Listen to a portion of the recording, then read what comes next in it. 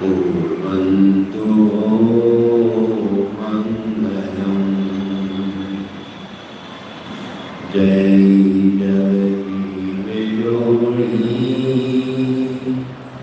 विहारो जगद्गुरु जगानन्दो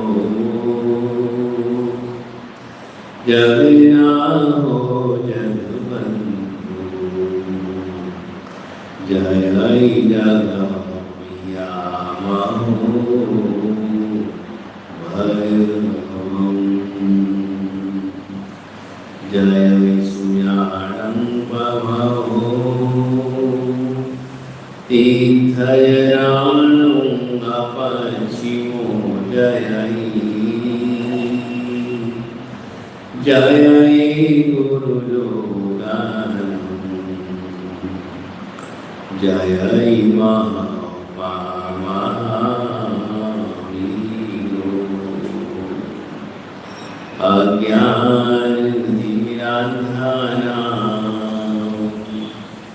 ज्ञानाञ्जनशलाकया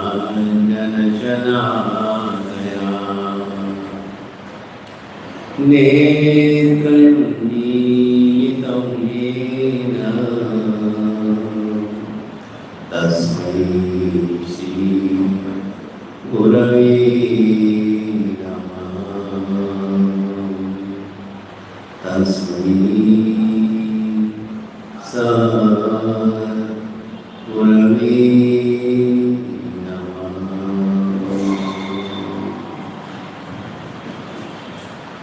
सभी मिलकर के नमस्कार वहाँ होता है।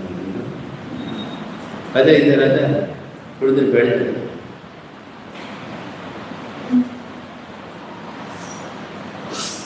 बैठो बैठो।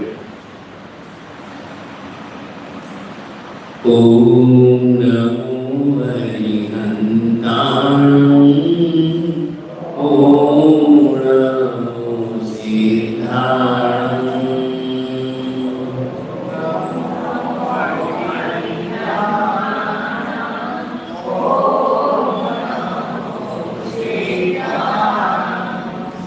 ओम नमो हरिहंताणं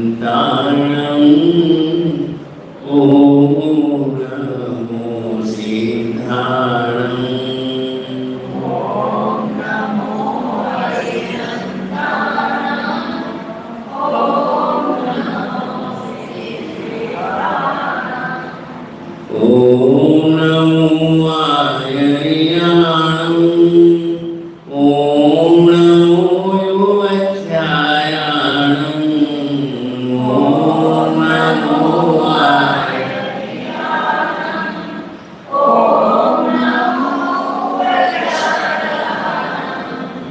ओम नमो आर्याणं ओम नमो योगध्यायाणं ओम नमो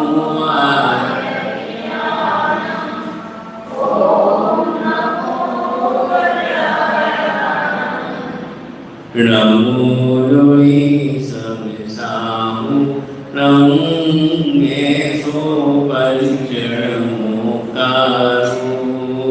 नमो लोई समसामु सो पंचमोकारो नमो लोई समसामु सो पंचमोकारो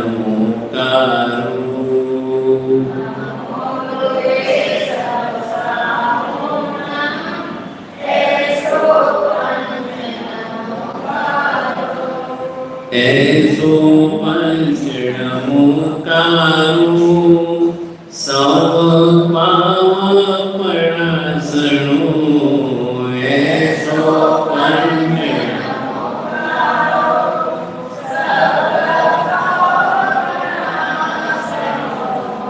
मंगलानं च संवे सिं पद्ममहावै मंगलम्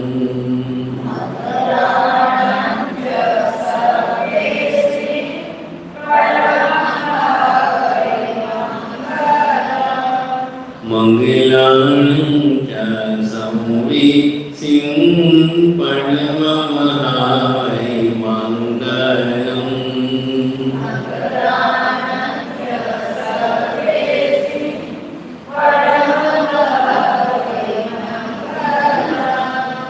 ॐ नमो हरिहन्ताणं नमो सिद्धाणम्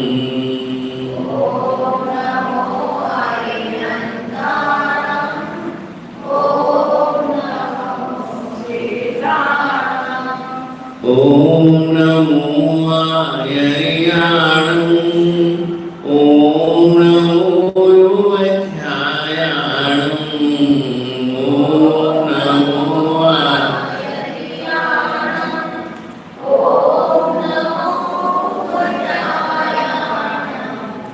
नमो योगी सबसाहु रमो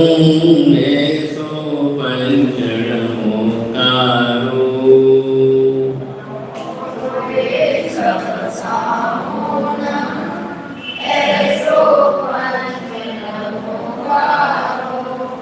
ऐसो पंचनमोकारो सपावपणासनो ऐसो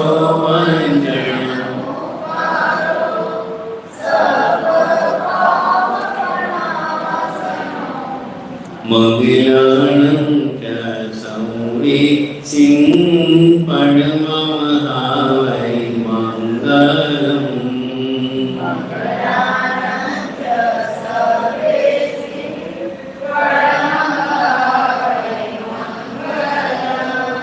मंगलानं च संविसिं परममहावै मंगलम्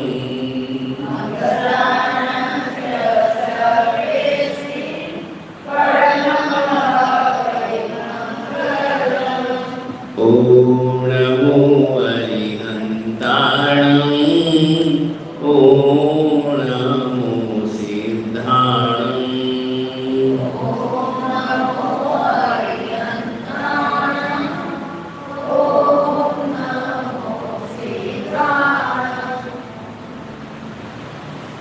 तुलसी आदिनाथ भगवान की जय। तुलसी शांतिनाथ भगवान की जय। तुलसी चिंतामणि पार्श्वनाथ भगवान की जय। तुलसी शंकेश्वर पार्श्वनाथ भगवान की जय। तुलसी गौरी पार्श्वनाथ भगवान की जय। तुलसी श्रवण भगवान श्री महावीर स्वामी की जय।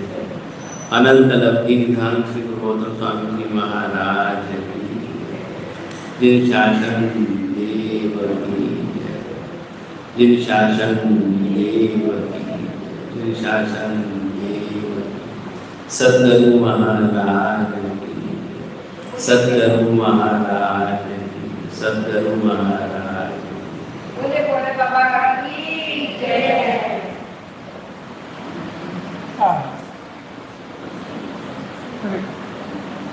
राकेश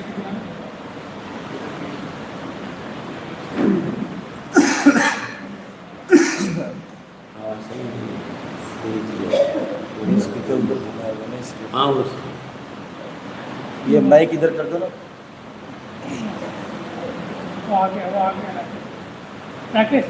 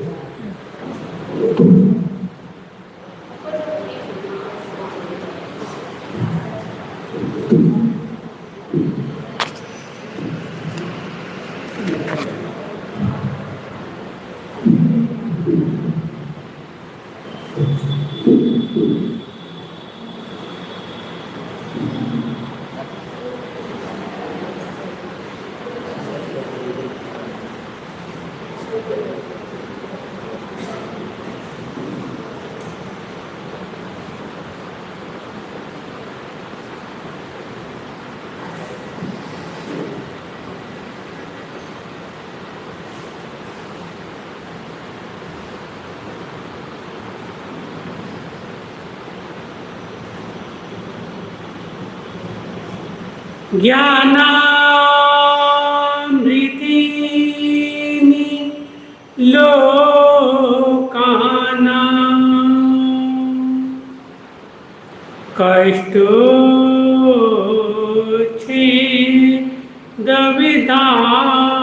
कष्टोच्छेदविदायिनी ऐदं योगेन वीराय नमो वल्लभसूर।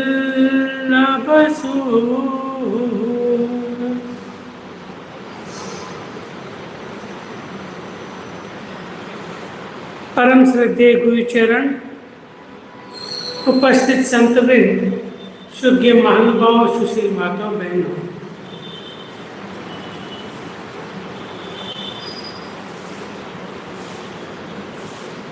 जिन शासन में तीर्थ अनेक हैं और जिन शासन के अंदर पर्व भी अनेक हैं,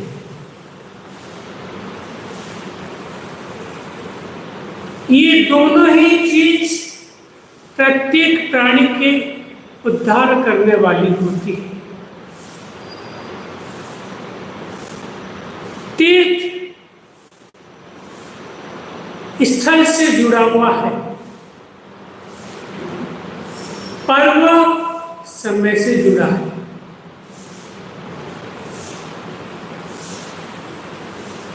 तीर्थ के पास तो हमें जाना पड़ता है, लेकिन पर्व हमारे पास आता है। हम तीर्थ पर जाकर अपने क्रियाविधि करके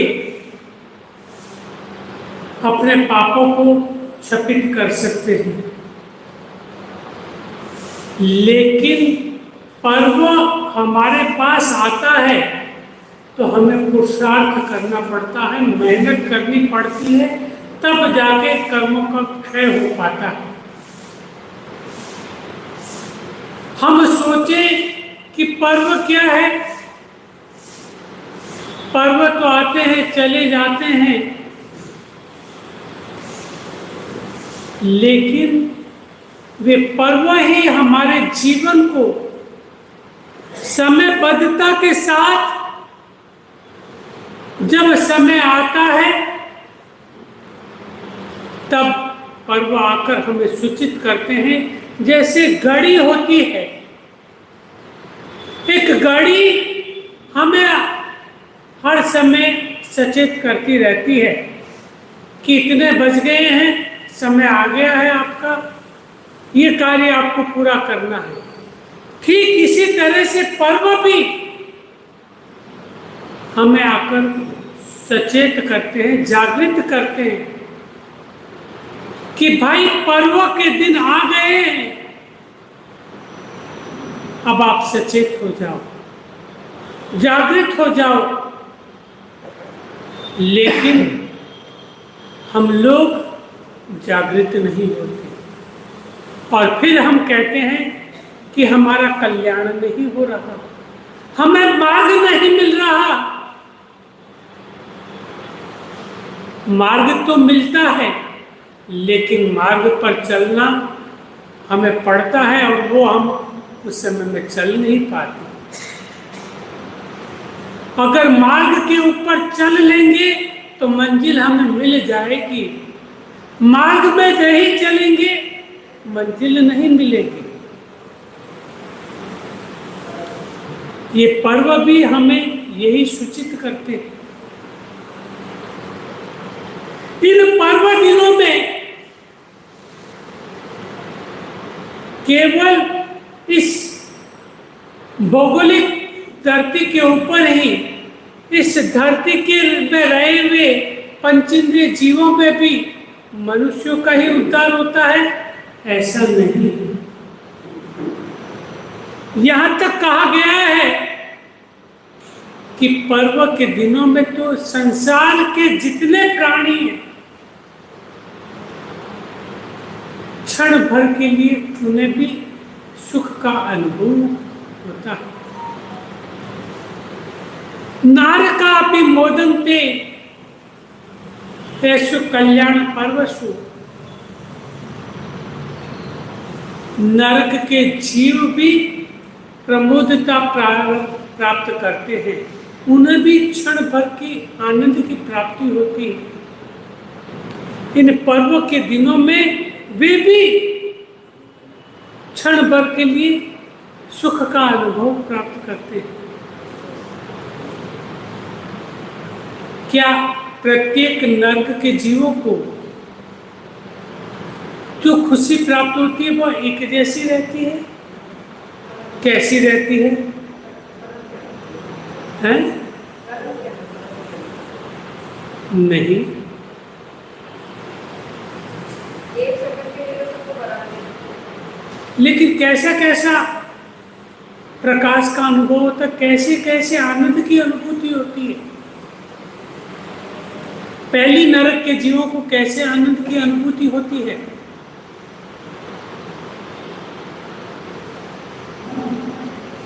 पहली नरक के जीवों को जैसे सूर्य का प्रकाश है,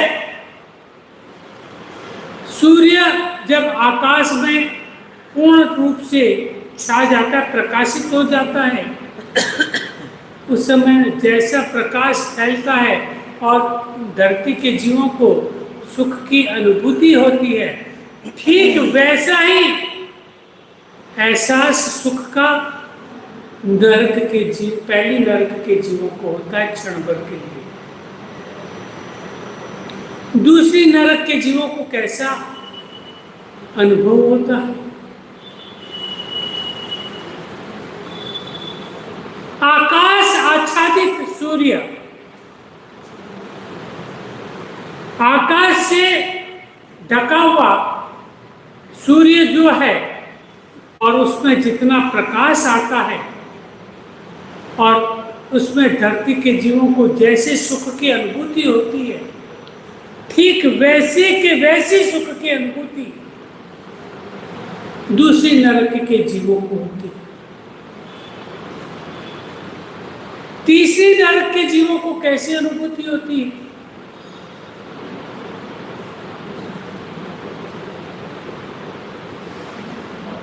पूर्णिमा का चांद आकाश में छाया हुआ हो और वो पूर्णिमा का चांद पूरी तरह से खिला हुआ हो और उस पूर्णिमा के चांद के समय जो धरती के जीवों को सुख की अनुभूति होती है, ठीक वैसे ही सुख की अनुभूति तीसरी नरक के जीवों को होती है। चौथी नरक के जीवों को कैसे सुख की अनुभूति होती है? आकाश आच्छादित पूर्णिमा का चांद हो और उस समय में जैसी सुख की अनुभूति होती है, वैसी सुख की अनुभूति चौथी नरक के जीवों को होती है। पांचवी नरक के जीवों को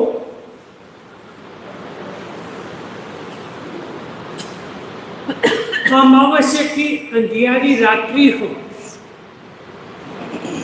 लेकिन अमावस्या की अंधियारी रात्रि में जब चांद न दिखता हो तो उस समय में कौन टिमटिमाते हैं? तो तारे टिमटिमाते हैं। तो वो तारे जैसे टिमटिमाते हैं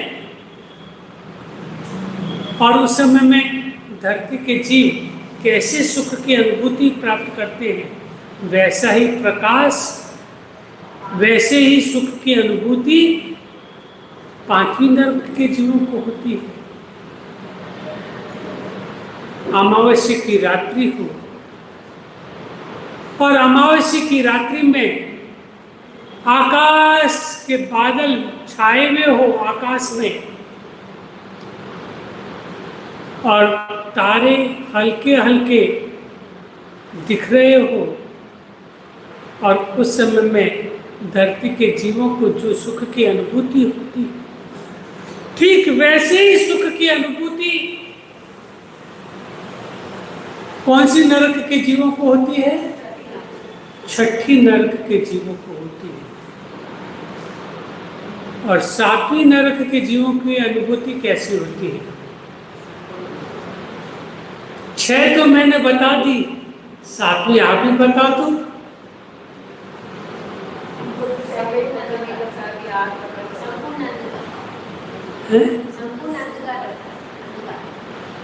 संपूर्ण अंधकार हो तो उस समय क्या जीवों को सुख की अनुभूति मिलती है? धरती के जीवों को भी सुख की अनुभूति नहीं मिलती। तो उस समय में 7वीं नरक के जीवों को कैसे सुख की अनुभूति होगी?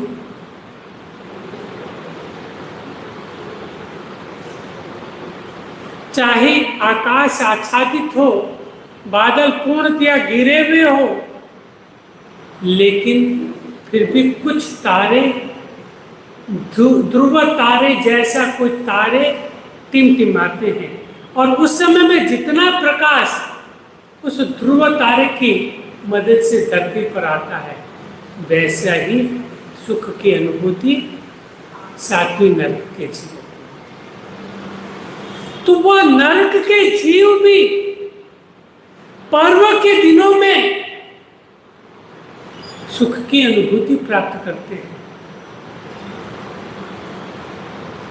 और देवता लोग भी जब पर्व आते हैं तब देवता लोग क्या करते हैं?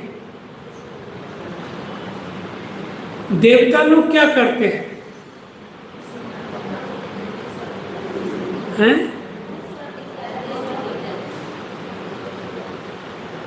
नंदीश्वर द्वीप जाते हैं।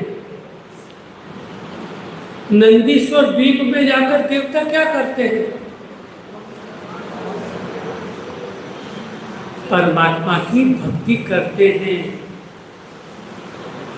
वह रास इत्यादि जो देवलोक में कर रहे थे, उन सब से निजात पाकर, छुटकारा लेकर, और नंदीश्वर द्वीप में जाकर पूर्णतया भक्ति में आनंद से अपने आप को आप्लावित कर लेते हैं, और केवल एकमात्र परमात्मा की भक्ति में वे लग जाते हैं। तो देवता लोग भी इन पर्व दिनों में बड़े सुख की अनुभूति प्राप्त करते हैं। वे भी परमात्मा की भक्ति में लीन रहते हैं। ऐसे देवता लोग भी सुख का अनुभव प्राप्त करते हैं, लेकिन धरती के जीव कैसे सुख की अनुभूति प्राप्त करते हैं?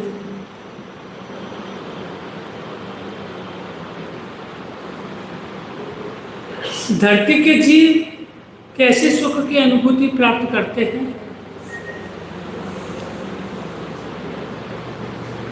कैसे सुख की अनुभूति प्राप्त करते हैं?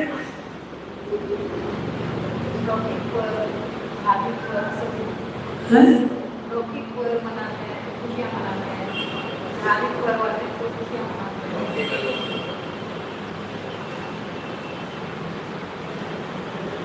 खुशी कैसे मनाई जाती है?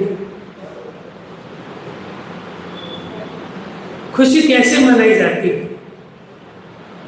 धार्मिक पर्व को प्यार, तपस्या, सेवा, भक्ति पूजा करते हैं, और लौकिक पर्व लोग स्नान करते हैं।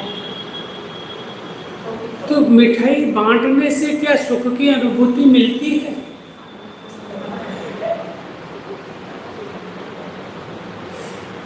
केवल शरीर को सुख की अनुभूति मिल सकती है, लेकिन आत्मिक सुख की अनुभूति तो तप जप आराधना साधना से ही आत्मिक सुख की अनुभूति मिल सकती है। ये पर्व भी घड़ी की तरह हमें आकर सचेत करते हैं कि आ गए हमें, अब जाग जाओ, लेकिन हमारे जोधपुर के लोग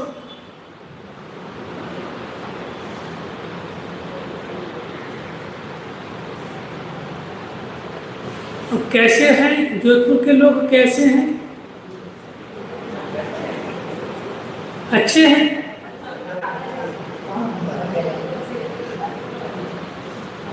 मचले हैं, मचले। जोधपुर के लोग कैसे हैं? मचले हैं। समझ में आया? मचले, मंचले नहीं, पहाड़ का।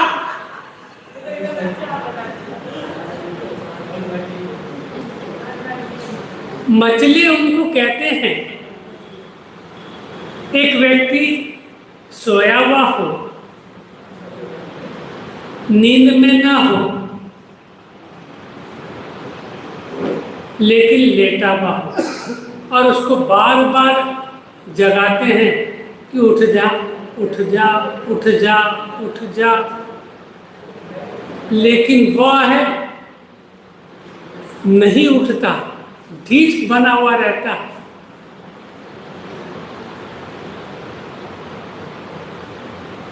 ठीक इसी तरह से हमारे पुरुषार्थ की वेला आती है, तप के पुरुषार्थ की, धर्म के पुरुषार्थ की।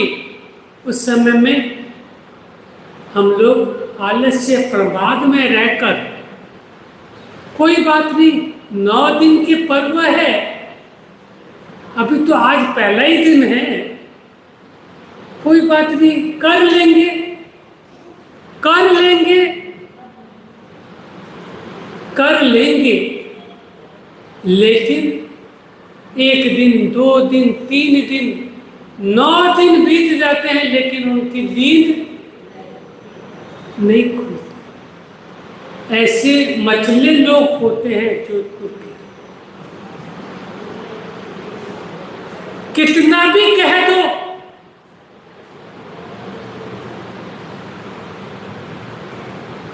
नहीं जागते। अरे संघ समाज के लोग तो ठीक है,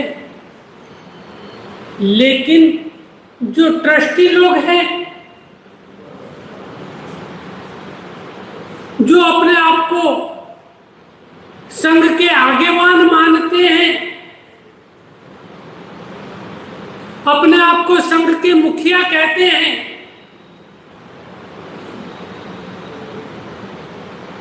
और पद लेने के लिए हमेशा लालायित रहते हैं, वे लोग भी पद ले लेंगे, लेकिन धर्म के नाम पर जीरो है।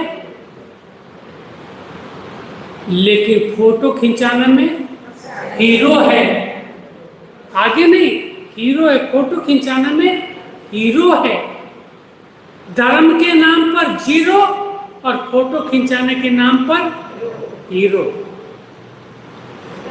हम लोगों को थोड़ा सा जागना है।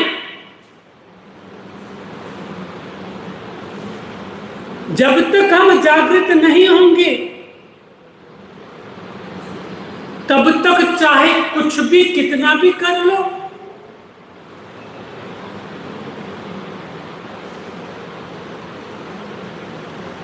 गुरु महाराज को बुला लेना,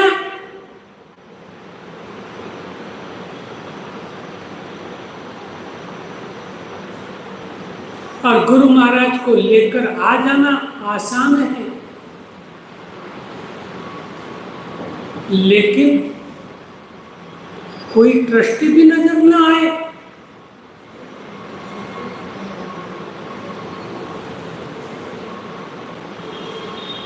ठीक वैसे ही धर्म के दिन आए हैं। आज पहला दिन है अर्यंत पद की आराधना का। अर्यंत पद की आराधना का दिन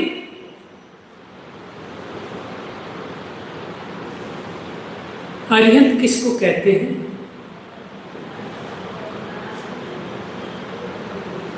दो शब्दों के मेल से अर्यंत बना है। एक शब्द है अरि और दूसरा शब्द है हंत। अरि कहते हैं शत्रु को और हंत कहते हैं समाप्त करने वाला। जो शत्रु को समाप्त करे वे अर्यंत हैं। जो शत्रु को मारे वे अर्यंत है। आज तक कितने शत्रुओं को हमने मारा है? कितने शत्रुओं को मारा हमने?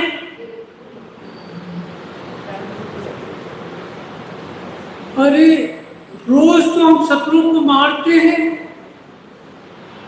और कहते हैं एक भी शत्रु को नहीं मारा। मैंने तो ये नहीं पूछा था।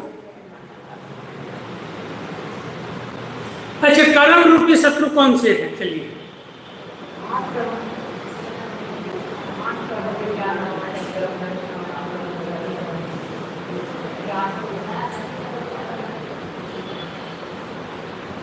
हमारे जिस शासन में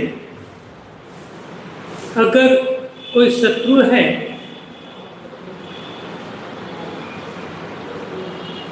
तो जिन शासन में दो ही शत्रु कहे हैं, रागो या दोषो कम बियम।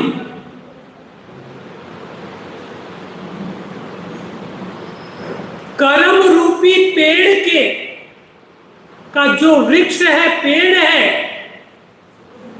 उस पेड़ के बीज अगर कोई है तो केवल दो ही है। वे बीज हैं राग और द्वेष। राग और द्वेष रूपी बीज जब पुष्पित पल्लवित होते हैं तब फल, वृक्ष, पुष्प लग जाते हैं पेड़ पर। तो वैसे राग और द्वेष मुख्यतया बीज हैं। ये ज्ञानावर्णी, दर्शनावर्णी, क्रोध, मान, माया, लोभ, ये सभी उसके शाखा प्रशाखाएं हैं। मूलतया तो दो ही शत्रु है। और आज तक जितने भी हम चारित्र इत्यादि सुनते हैं, उन सभी चारित्र इत्यादियों के अंदर मूल रूप से इन दो शत्रुओं का ही उल्लेख है, नेम और राजुल का। हम सुनते हैं नेम और राजुल की कथा को। नेम और राजुल की कथा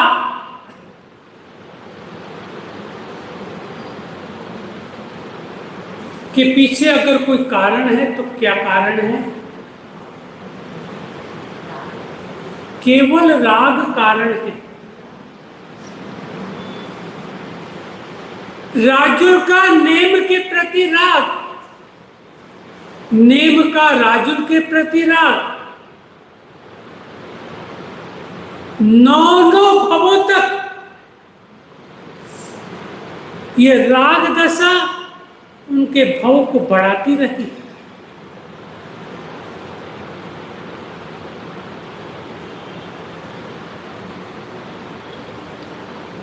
संघ कलावती के जीवन को देखते हैं।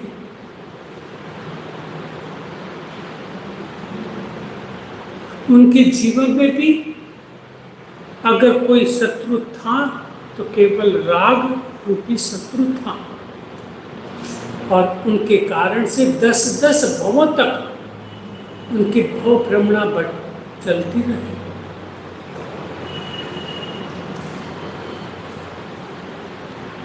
प्रभु पार्थ के जीवन को देखते हैं तो कमठ और मरुभूति का कितने भवों तक श्रृंखला चली? और उसके पीछे कारण क्या रहा? उसके पीछे अगर कारण रहा तो द्वेष का कारण रहा, एक दूसरे के प्रति केवल शत्रु का भाव, द्वेष की परंपरा चलती रही।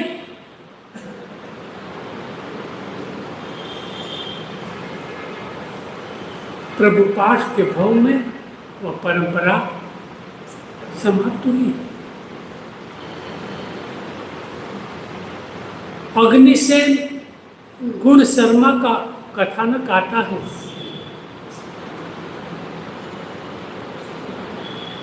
अग्निसेन गुण शर्मा का चरित्र भी हमें यही कहता है कि ये द्वेष हमारे भाव भ्रमण को भटका देता है, अटका देता है। वह हमें रखड़ाता रहता है।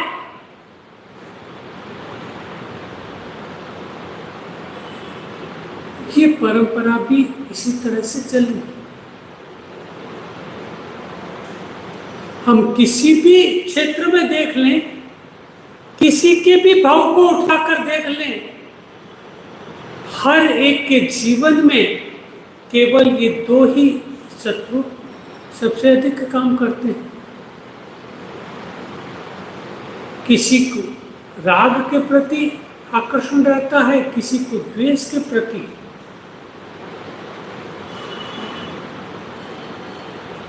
हम भी अपने जीवन में थोड़ा सा झांक कर देखें,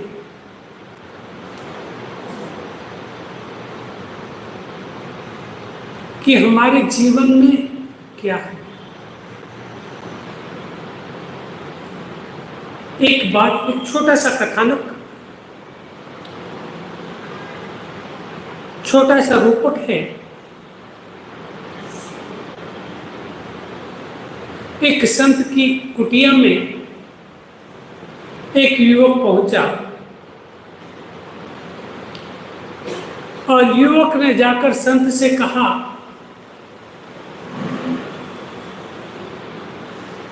कि महाराज, मैं अपने हृदय में परमात्मा को स्थापित करना चाहता हूं, मुझे क्या करना है?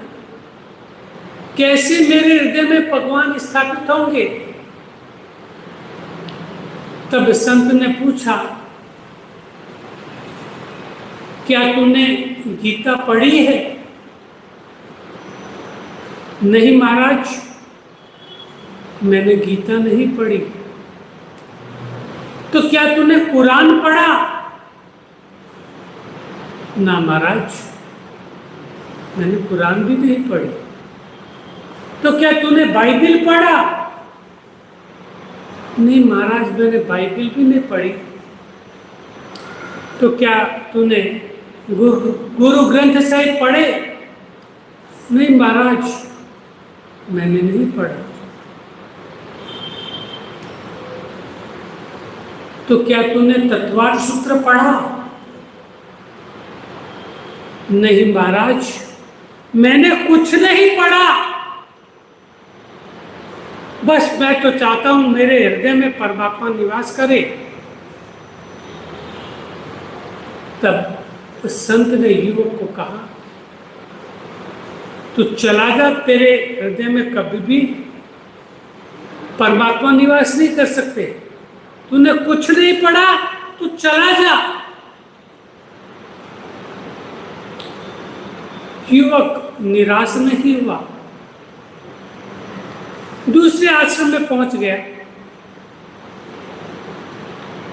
दूसरे आश्रम में पहुंचा। दूसरे आश्रम में पहुंचकर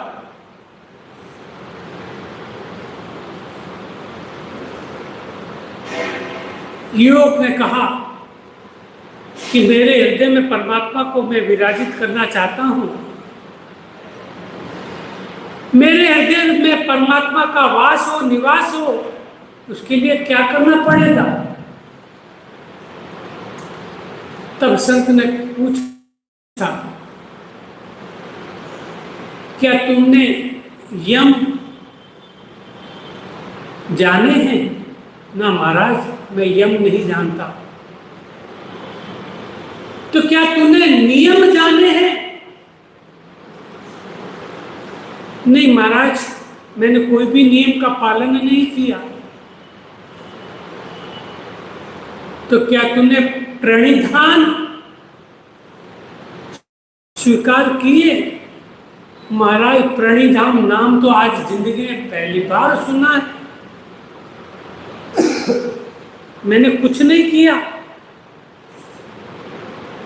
उस संत ने भी उस युवक को कहा कि तू चला जा, तेरे हृदय में निवास नहीं कर सकते। लेकिन युवक वही युवक होता है जब तक उसकी जिज्ञासा शांत ना हो, पीछे लगा रहे। नहीं, मुझे परमात्मा को अपने हृदय में निवास करवाना ही करवाना। उसने पुरुषार्थ छोड़ा नहीं। तीसरे संत के पास पहुंचा, तीसरी कुटिया में पहुंचा।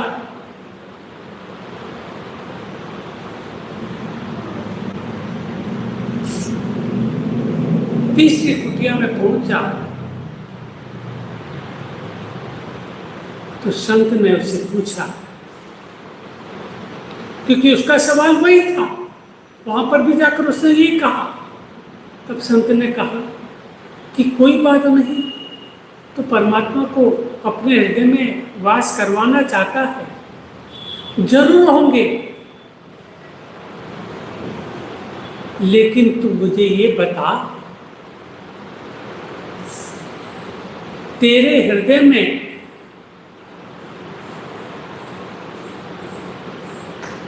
प्रेम कितना है जीवों के प्रति?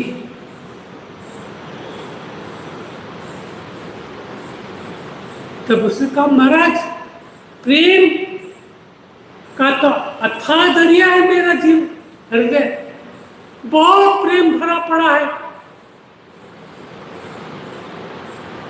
आप बताओ किसको प्रेम करना है? मैं हर एक के साथ प्रेम कर लूंगा मैं।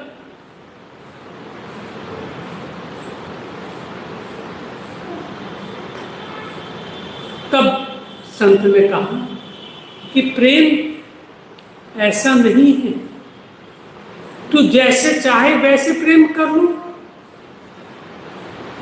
प्रेम क्या चीज है और प्रेम में पागलपन क्या चीज है?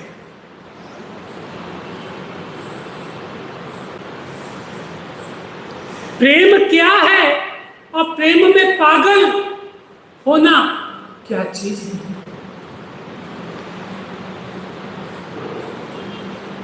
एक मिठाई होती है और एक शक्कर होती है। एक मिठाई होती है, एक शक्कर होती है।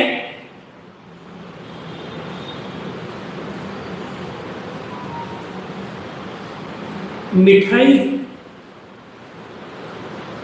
में कुछ मिठाई में मीठा तेज होता है, कुछ में कम होता है। लेकिन शक्कर कैसी होती है?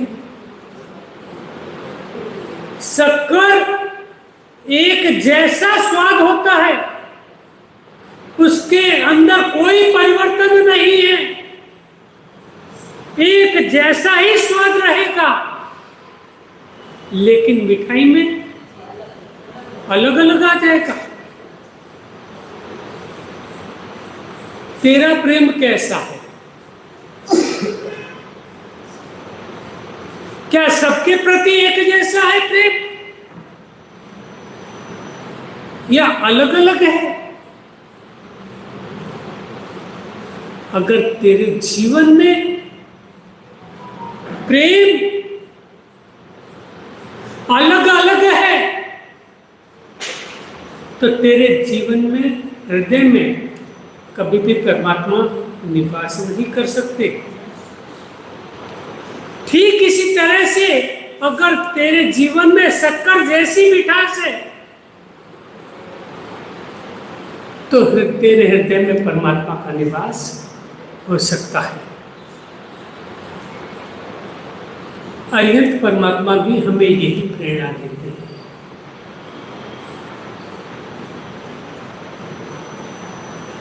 अरिहंत परमात्मा भी हमें यही प्रेरणा देते हैं, सभी जीव करो शासन रसी, ऐसी भाव दशा मन उल्लसी।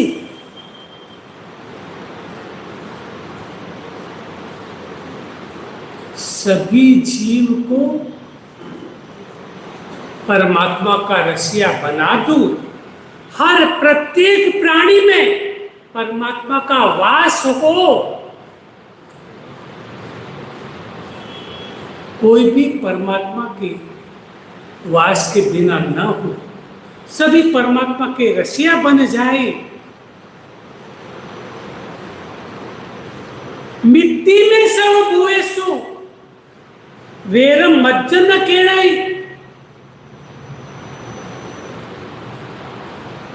मैत्री भावनो पवित्र जरणो मुझ हयामा वया करे।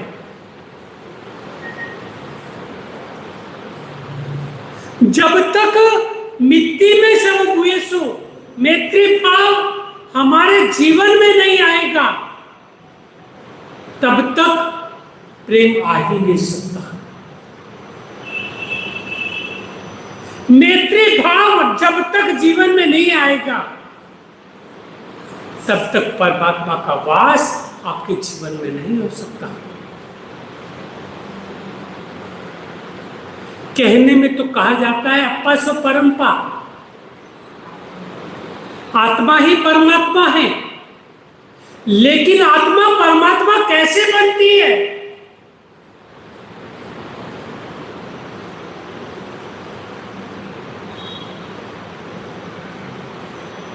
आत्मा और परमात्मा के में भिन्नता कहाँ है?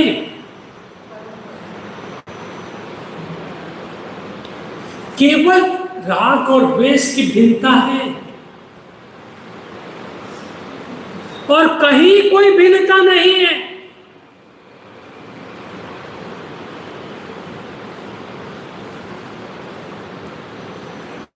हम आज अरिहंत की आराधना कर रहे हैं। नवपद शाश्वती होली के अंतर्गत पहला दिन अरिहंत पद की आराधना का दिन।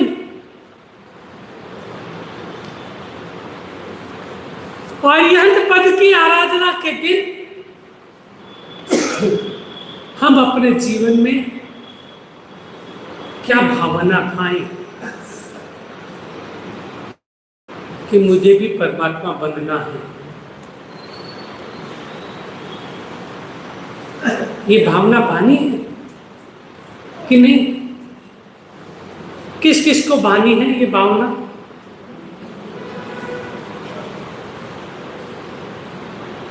क्या आत्मा, हमारी आत्मा परमात्मा बने? कौन चाहता है?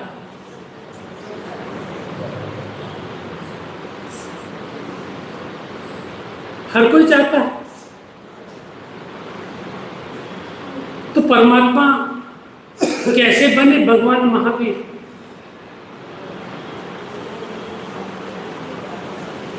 परमात्मा कैसे बने?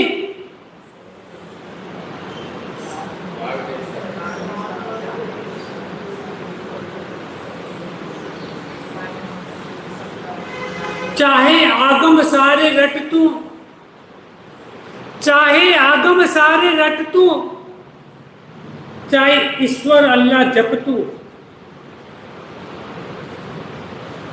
चाहे सारे आगम रट लो, चाहे ईश्वर अल्लाह जप लो, जितना मर्जी जप लो,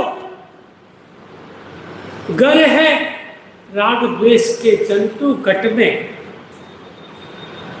जब तक राग द्वेष के जंतु हमारे हृदय में हैं, चाहे कितने भी जप लो,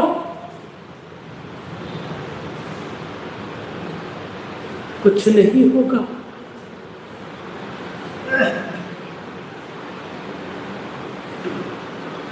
हमें अपने जीवन में जो हमारे आंतरिक शत्रु है, बाह्य शत्रुओं के साथ तो हम हर रोज घमासान करते हैं, रोज लड़ाई लड़ते हैं बाह्य शत्रुओं के साथ तो, लेकिन आंतरिक शत्रुओं के साथ जब तक लड़ाई नहीं लड़ोगे, उनके ऊपर विजय प्राप्त नहीं करोगे, तब तक उस युवक की तरह जो तीसरी संत के द्वार पर पहुंचा है, वह युवक भी संत से पूछ रहा है कि मुझे परमात्मा का अपने हृदय में निवास कराना है। तब वे संत भी कहते हैं कि तू सभी जीवों के प्रति एक जैसा व्यवहार बना ले, सबके प्रति समरूप बन जा, तेरे हृदय में परमात्मा का निवास हो जाएगा। तुझे कोई यम नियम, कोई गीता, कुरान, बाइबिल, गुरु ग्रंथ साहिब, तत्वार्थ कुछ पढ़ने की जरूरत नहीं रहेगी।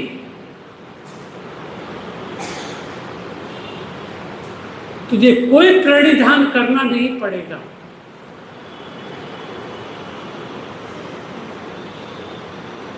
तो केवल प्रत्येक जीव मात्र के प्रति, समस्त प्राणी मात्र के प्रति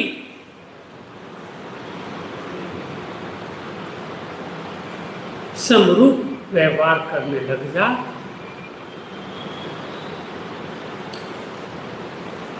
हम अपने जीवन में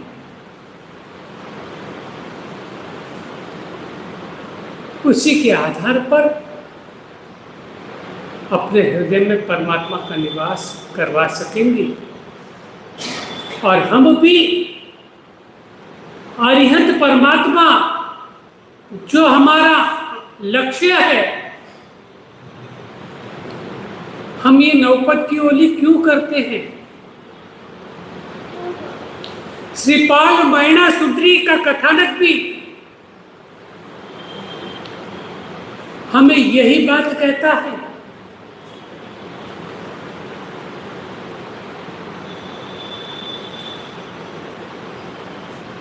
वह भी प्रवचन माला के अंतर्गत उस कथानक को भी लेना है, श्रीपाल मैना सुंदरी के रास को भी पढ़ना है,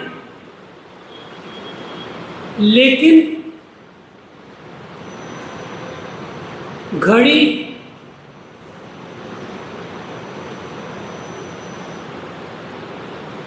हमें संकेत कर रही है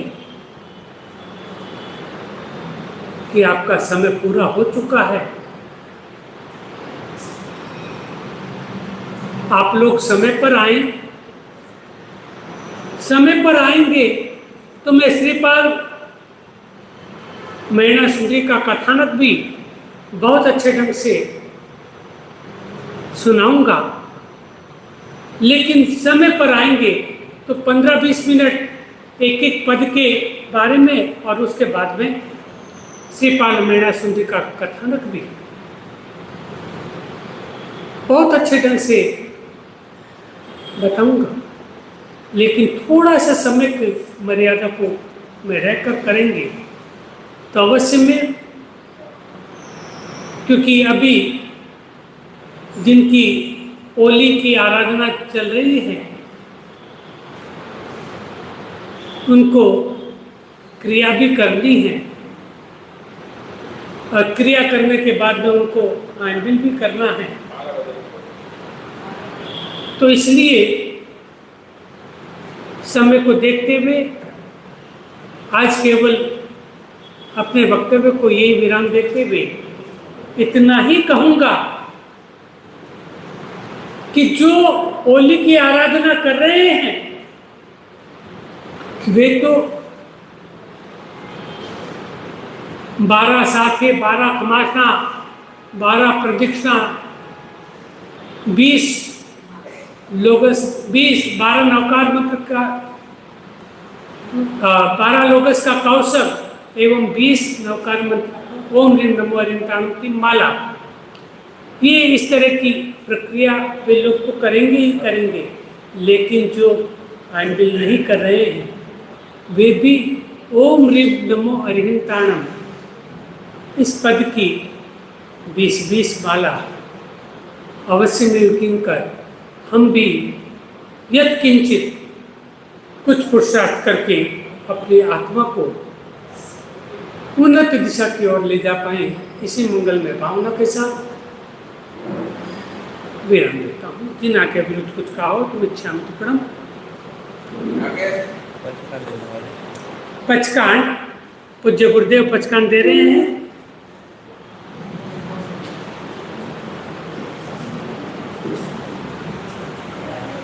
हमारे यहाँ पर आंटी लोली कला श्रीमती उर्मिला बहन टाटिया,